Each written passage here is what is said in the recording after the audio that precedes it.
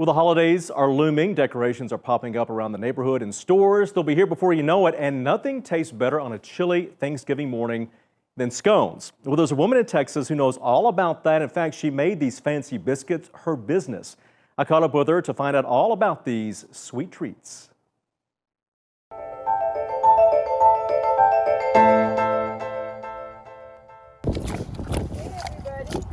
It's just another day at the Tiny T Ranch for Pickles the Pig.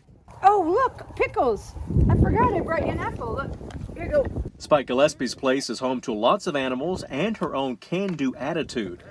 When COVID crashed her wedding business, she kept busy with baking. The ingredients are simple and sweet. Eggs and love.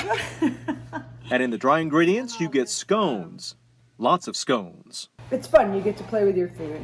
When COVID hit, Spike started making scones for her own pleasure. It reminded her of her trips to Europe.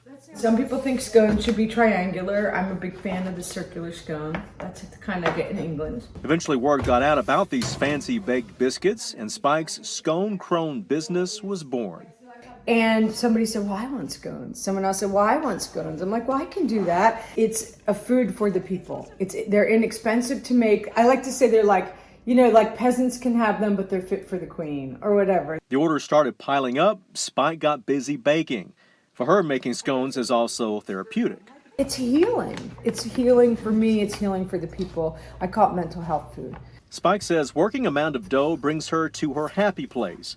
When things get rough, she knows she can always return to the kitchen. Their solace, their scones. I realized when I was baking during quarantine, it was helping me to connect with this extreme, like, euphoric joy. It made me so happy. And then there's the other side of it, which is it also brings people joy. And that's what Spike's business is all about. And no matter how you slice it, Look how cute those little baby scones are. there's a scone and a smile for everyone.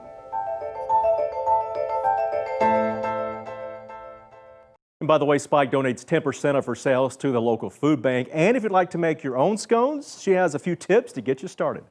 My tip is have fun with it. It's really playful. If you want to mix weird ingredients, try it. You get to be like a little kid playing with Play-Doh. So that's my biggest tip is set aside your perfectionism because that's not what we're here for. I mix it with my hands because scones are like a rustic recipe and you want it to be kind of rough. You don't want it to be like a cake batter, so you don't want to over mix it.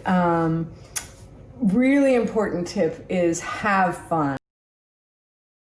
Well, I had fun when I made these this morning.